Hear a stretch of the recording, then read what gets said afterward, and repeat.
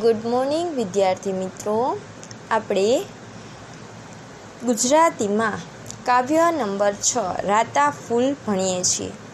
આપણે ગયા વિડીયોમાં તેનો ભાવાર્થ લખેલો હતો.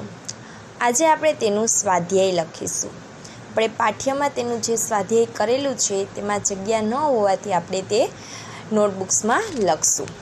બધાને ભણવાની મજા આવે છે ને? બધા ભણો છો ને? બધા વિડીયો જોજો અને તેમાંથી લેસન પણ કરજો, એટલે તમને ભણવાની પણ પ્રેક્ટિસ કરીએ, ભૂલાઈ ન જાય.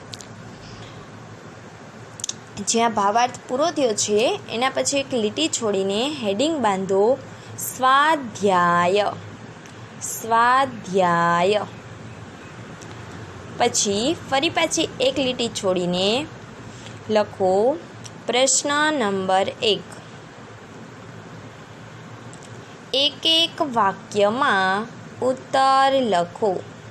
એક એક વાક્યમાં ઉત્તર લખો. લખો. હવે સૂચના લખ્યા પછી પ્રશ્ન નંબર 1 ઉપરની લીટીને અડાડીને સરસ અક્ષરે લખવાનું છે. ઝુમ્મખડું કયા રંગનું છે? ઝુમ્મખડું કયા રંગનું છે? જવાબ લખો. એમાં ઝુમ્મખડું રાતા રંગનું છે. ઝુમ્મખડું રાતા રંગનું છે. લખો બધાએ પેલો પ્રશ્ન. હવે પ્રશ્ન નંબર 2 કરીને લખો, આંખ કોની રાતી છે? આંખ કોની રાતી છે? માં જવાબ લખો, આંખ પારેવડાની રાતી છે. આંખ પારેવડાની રાતી છે. એના પછી 3 નંબર કરીને લખો, મરગલડાને માંજર હોય તો, અલ્પવિરામ કરીને લખો, તો મોરને શું હોય? મરગલડાને માંજર હોય તો મોરને શું હોય? એમાં જવાબ લખો, મરગલડાને માંજર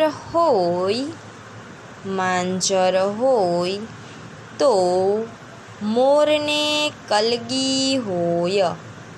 તો મોરને કલગી હોય. એના પછી પ્રશ્ન નંબર 4. ચાંદરડે શું રેલાય છે? ચાંદરડે શું રેલાય છે? માં જવાબ કરીને લખો, ચાંદરડે રાતા તેજ રેલાય છે. ચાંદરડે રાતા તેજ રેલાય છે. ના પછી પ્રશ્ન નંબર 5. ચંદ્ર અને સૂરજમાં સો ફેર છે. ચંદ્ર અને સૂરજમાં સો ફેર છે. પ્રશ્નાર્થ ચિહ્ન. જવાબ લખો, ચંદ્ર રાત્રે પ્રકાશ આપે છે. ચંદ્ર રાત્રે પ્રકાશ આપે છે. સૂરજ દિવસે પ્રકાશ આપે છે. સૂરજ દિવસે પ્રકાશ આપે છે. ચંદ્ર રાત્રે પ્રકાશ આપે છે અને સૂરજ દિવસે પ્રકાશ આપે છે. બધાને પ્રશ્ન નંબર 1ના 1 થી 5 પ્રશ્ન જવાબ લખાઈ ગયા. હવે છે પ્રશ્ન નંબર 2. સૂચના લખો. તમને ગમતા પક્ષી વિશે 4 વાક્યો લખો. તમને ગમતા પક્ષી વિશે 4 વાક્યો લખો. હવે અત્યારે હું આપણું રાષ્ટ્રીય પક્ષી મોર વિશે તમને લખાવું છું. આ સિવાય તમને કોઈ પણ પક્ષી ગમતું હોય, માનો કે પોપટ છે, કબૂતર છે, તો એના વિશે છે, કોયલ છે, તમને ગમતા કોઈ પણ પક્ષી વિશે તમે 5 કે 7 વાક્યો લખી શકો છો. તેમાં પહેલું વાક્ય લખો. મને ગમતું પક્ષી મોર છે. મને ગમતું પક્ષી મોર છે. લખ્યું બધાએ? હવે એમાં 2 નંબર કરીને લખો બીજું વાક્ય. મોરના માથે કલગી હોય છે. મોરના માથે કલગી હોય છે. ના પછી ત્રીજું વાક્ય. મોરના પીંછા રંગીન અને લાંબા હોય છે.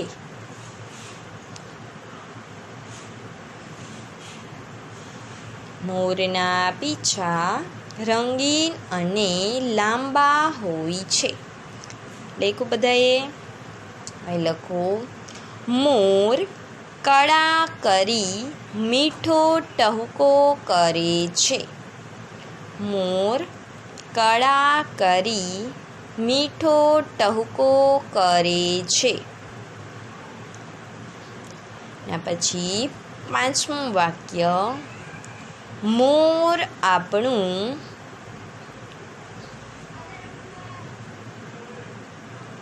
રાષ્ટ્રીય પક્ષી છે. મોર આપણું રાષ્ટ્રીય પક્ષી છે. આ હતા મોર વિશે 5 વાક્યો. જે પેમાં પહેલું વાક્ય છે, મોર મને ગમતું પક્ષી છે. મોરના માથા પર કલગી હોય છે, જે બધાએ જોઈ છે. મોરના પીંછા રંગીન, લાંબા અને સુંદર હોય છે, બધાને ગમે એવા. પછી છે, મોર સરસ મજાની કળા કરી અને મીઠો ટહુકો કરે છે. અને મોર આપણું રાષ્ટ્રીય પક્ષી પણ છે. એના પછી પ્રશ્ન નંબર 3. પ્રશ્ન નંબર 3. કાવ્ય પંક્તિઓ પૂર્ણ કરો. કાવ્ય પંક્તિઓ પૂર્ણ કરો. લખો પ્રશ્ન નંબર 3. લખી સૂચના બધાએ? તેમાં જો મેં લખ્યું છે એ રીતે લખવાનું છે તમારે. 3 લાઇનમાં. જો તમારી પાસે બ્લેક પેન હોય અથવા તો બ્લેક પેનથી અથવા તો બ્લુ પેનથી લખતા હોય તો એક નાર પછી લીટી લીટી કરતું જવાનું છે. તે ભમર રે રંગ સુધી ડોલરીઓ છે તે છે આપેલું છે, તમારી પાઠ્ય છે એમાં આટલું આપેલું છે અને બાકીની લાઈન આપણે લખવાની છે. એમાં લખો. એક નાર માથે ચુંદલડી. એક નાર માથે ચુંદલડી અલ્પવિરામ. પછી બીજી લીટીમાં થોડીક લીટી મૂકીને લખો. ચુંદલડીએ રાતી ભાત. ચુંદલડીએ રાતી ભાત. ભમર રે રંગ ડોલરીઓ. ભમર રે રંગ ડોલરીઓ. ફરીથી બોલું છું. એક નાર માથે ચુંદલડી અલ્પવિરામ. ચુંદલડીએ રાતી ભાત. ભમર રે રંગ ડોલરીઓ. એના પછી બીજી લખો. માં જો તમને પાઠ્યમાં આપેલું છે ખાલી એક આપ, પછી ડોટ ડોટ કરીને આપ્યું છે ડોલરીઓ. જે આપેલું છે એમનેમ અને બાકીનું આપણે લાઈન કરીને લખશું. લખો એમાં 2 કરીને, અથવા તમે ખાલી આ રીતે લખી નાખો તો પણ ચાલે. એક આપ માથે ચાંદરડું, એક આપ માથે ચાંદરડું અલ્પવિરામ, ચાંદરડે રાતા તેજ, ચાંદરડે રાતા તેજ, ભમર રે રંગ ડોલરીઓ, ભમર રે રંગ ડોલરીઓ. બંને પાછું બોલું છું. એક નાર માથે ચુંદલડી, ચુંદલડી રાતી ભાત્ય, ભમર રે રંગ ડોલરીઓ. બીજું છે એક આભ માથે ચાંદરડું, ચાંદરડે રાતા તેજ, ભમર રે રંગ ડોલરીઓ. એના પછી બધાને પ્રશ્ન નંબર 3 લખાઈ ગયો. હવે છે પ્રશ્ન નંબર 4. સૂચના મુજબ લખો. સૂચના મુજબ કરો. હવે જો તમને નોટબુક્સમાં આપણે પાઠ્યમાં છે એ રીતે જ લખશું. એમાં આપેલું છે એક નમૂના મુજબ શબ્દ જોડ બનાવો. નમૂના મુજબ શબ્દ જોડ બનાવો. હવે જેમાં પેલું છે ઉદાહરણ તમને પાઠ્યમાં આપેલા છે, આમાં આપણે લખવાના નથી. એમાં પેલું છે ડાળ, તો આવશે પોપટડો. ડાળ તો આવશે પોપટડો. બીજું છે ગોખ, તો આવશે ભાભલડી. ગોખ તો આવશે ભાભલડી. પછી ત્રીજું છે પાડ, તો આવશે પારેવડું. પાડ તો આવશે પારેવડું. પછી નાર તો આવશે ચુંદલડી. નાર તો આવશે ચુંદલડી. આપ તો આવશે ચાંદરડું. આપ તો આવશે ચાંદરડું. મોલ તો આવશે મરઘલડો. મોલ તો આવશે મરઘલડો. એટલે આવશે ડાળ તો પોપટડો, ગોખ તો ભાભલડી, પાડ તો પારેવડું, નાર તો ચુંદલડી, આપ તો આવશે ચાંદરડું, મોલ તો આવશે મરઘલડો. હવે એમાં બીજું છે સ્ટાર અથવા ફુદેડી કરીને લખો. સૂચના લખો. અંતે અંતે યો આવે તેવા શબ્દો લખો. અંતે યો આવે તેવા શબ્દો લખો. લખો એમાં પેલું ડોલરીઓ, તો યો નીચે લીટી કરતા જાજો. ડોલરીઓ લખ્યું બધાએ. બીજું છે શેથલીઓ. શેથલીઓ યો નીચે લીટી. પછી ત્રીજું છે પાવડીઓ. પાવડીઓ યોની નીચે લીટી. ડોલરીઓ, શેથલીઓ અને પાવડીઓ.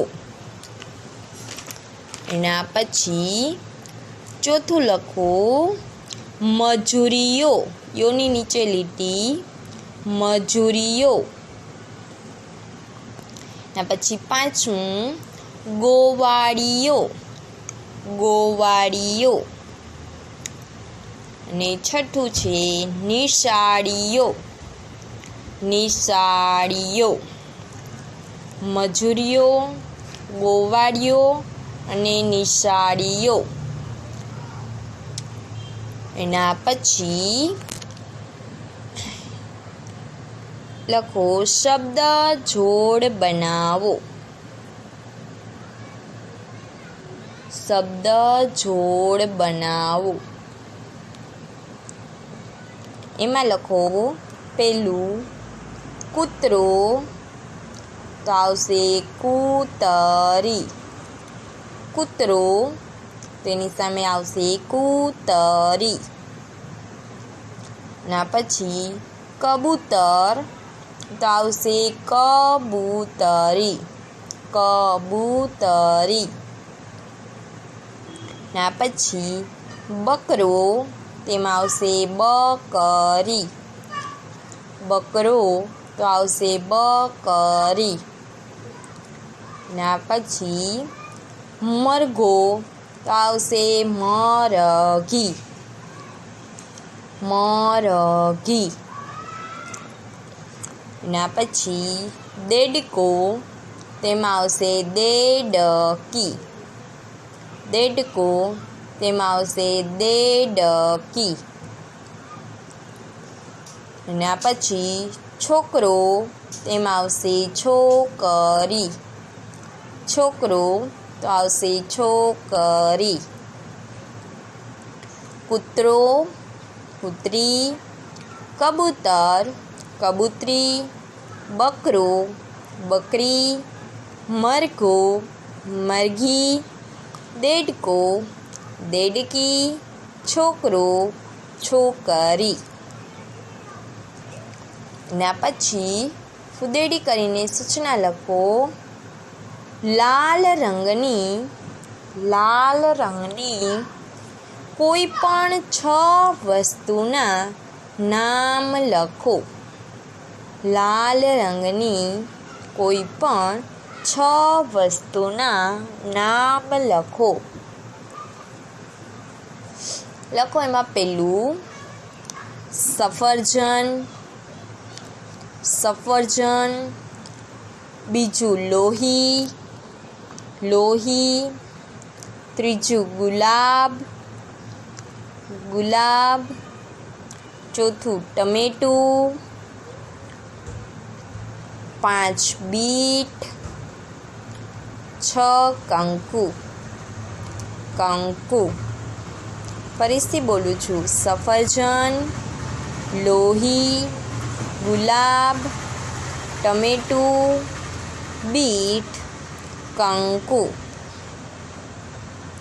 એના પછી સૂચના લખો. લીલા રંગની 6 વસ્તુના નામ લખો. લીલા રંગની 6 વસ્તુના નામ લખો. તેમાં પેલું લખો ઘાસ. ઘાસ. બીજું પાન. પાન. ત્રીજું કેરી. કેરી. ચોથું મરચું. મરચું. 5 પોપટ. પોપટ. 6 દ્રાક્ષ. દ્રાક્ષ. ફરીથી બોલું છું. ઘાસ, પાન, કેરી, મરચું, પોપટ, દ્રાક્ષ. એના પછી પ્રશ્ન નંબર 5. પ્રશ્ન નંબર 5. સૂચના લખો. કૌંસમાં આપેલા શબ્દો. કૌંસમાં આપેલા શબ્દો શબ્દ કોષ્ટકમાંથી શોધી. શબ્દ કોષ્ટકમાંથી શોધી તેના પર રાઉન્ડ કરો. તેના પર રાઉન્ડ કરો. કૌંસમાં લખો શબ્દ પારેવડું. પારેવડું. ભાભલડી. ભાભલડી. અને ચુંદલડી. ચુંદલડી. પારેવડું, ભાભલડી, ચુંદલડી. હવે કોષ્ટક બનાવવાનું છે. તેમાં લખો પહેલાં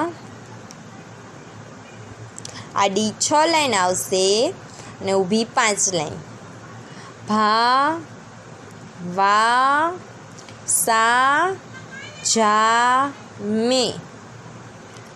ભ, મા, ના, કો, પા. ત્રીજી લાઈનમાં આવશે લ, ન, લ, રે, તા. ના પછી ચોથી લાઈન ડી, રી, વ, હણ, ખે. પછી પો, ડુ, ના, સા, છે. ના પછી કો, ચુ, દ, લ, ડી. જો તમારે બાકી રહી ગયું હોય તો આપણે જે પાઠ્યમાં છેલ્લું કોષ્ટક છે તે જ બેઠે બેઠું કોષ્ટક અહીંયા લખવાનું છે. તેમાં પહેલી લાઈનમાં શબ્દ બનશે ભાભલડી. ભાભલડી. પછી છેલ્લી લાઈનમાં બનશે ચુંદલડી. ચુંદલડી. પછી ચૂની બાજુમાં અને પહેલામાં છેલ્લેથી બીજી લાઈનથી બનશે ક્રોસમાં પારેવડું. પારેવડું. ભાભલડી, પારેવડું અને ચુંદલડી ત્રણેય શબ્દ બની ગયા. તમારે નોટબુક્સમાં કાવ્ય 6 નો શબ્દાર્થ, ભાવાર્થ અને સ્વાધ્યાય લખાઈ ગયું છે. એટલે તમારું કાવ્ય 6 નોટબુક્સમાં પણ કમ્પ્લીટ થાય છે. અને પછી આપણે સ્વાપોથીમાંથી લખશું. એટલે નોટબુક્સમાં 3 વસ્તુ બધા કમ્પ્લીટ કરી નાખશે: શબ્દાર્થ, ભાવાર્થ અને સ્વાધ્યાય.